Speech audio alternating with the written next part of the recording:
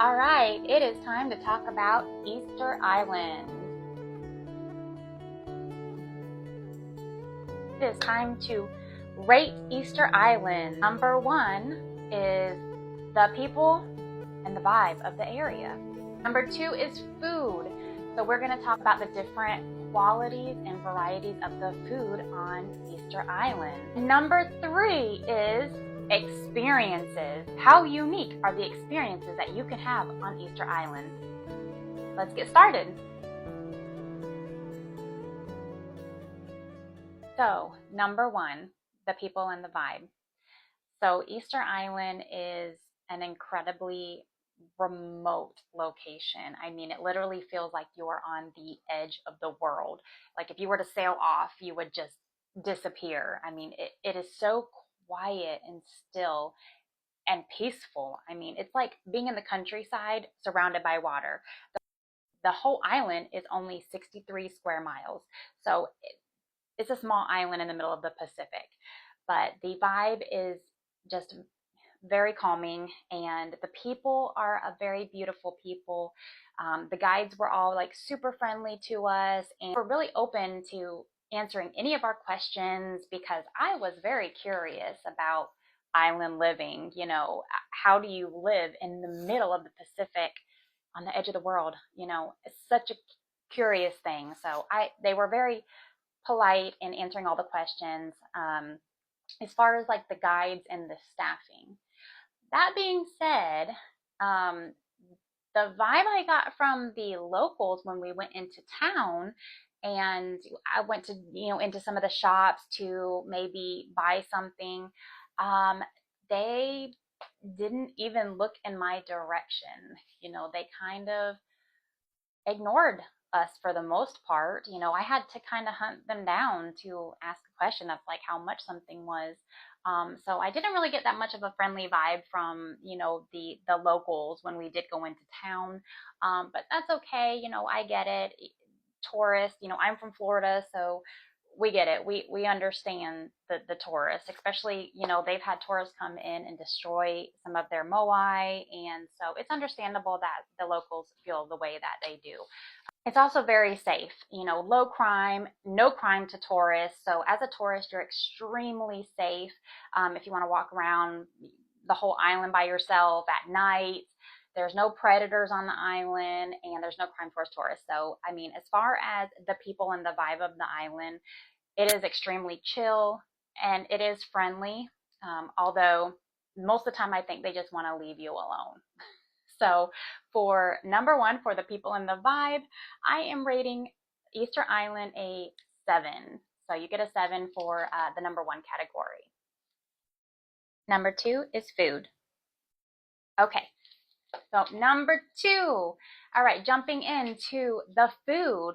So if you've ever been to a Polynesian island or any island really, you know that everything's imported. So it's going to be what's available. So you have seafood. There's always going to be an abundance of seafood. That is the typical cuisine. You also have, things that they can grow on the island, which is yams, sweet potato.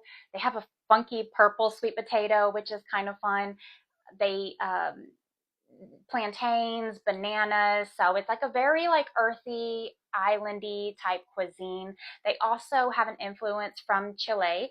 So you do see a little bit of that Chile vibe in their food. Sometimes you have like the empanadas. You also have like the ceviche in some areas.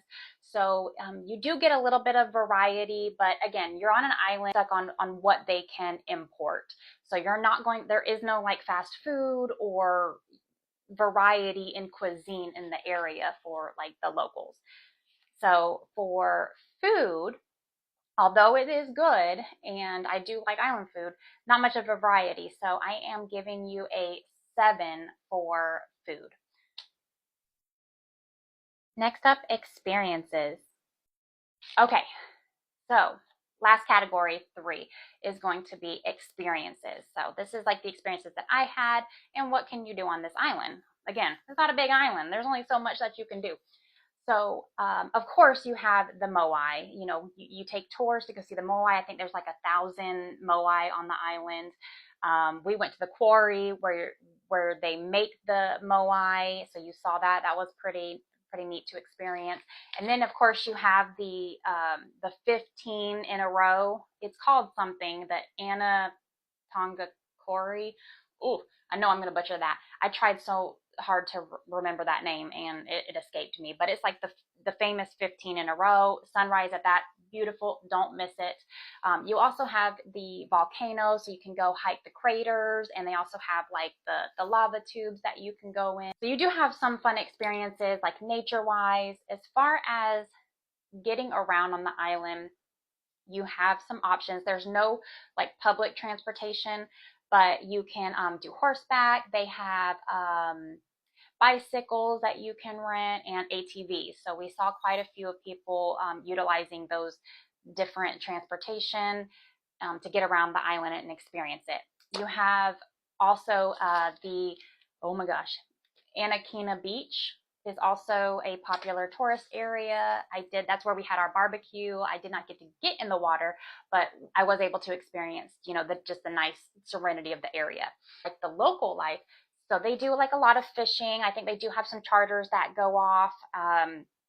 They have a wonderful dance show, which is phenomenal. The best tribal dancing I have ever seen. Like, oh, beautiful, very beautiful. 10 out of 10 on the dance show.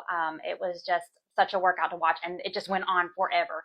And I just really loved that. And if you go, I think there's 2 weeks in February where they have a like festival, and they do like the dancing. They have the tribal dancing. They also do like body painting, and you can like dress up in their wear that they wear. And they also have like canoe racings and different like festival activities. So we had actually just missed it, but we were hearing about it. So that might also be a fun time to go. But there was definitely some very unique experiences on Easter Island. So that being said, I would rate Easter Island a 9 out of 10 on experiences. I really did enjoy the very unique experiences that I had on Easter Island. All right, so that means Easter Island gets a total rating of 8 out of 10. Beautiful island. I definitely recommend going and experiencing this island for yourself, and at least giving it like 4 days so you can really explore. Thank you for watching. Next up is Bora Bora. Hit the follow so you don't miss it.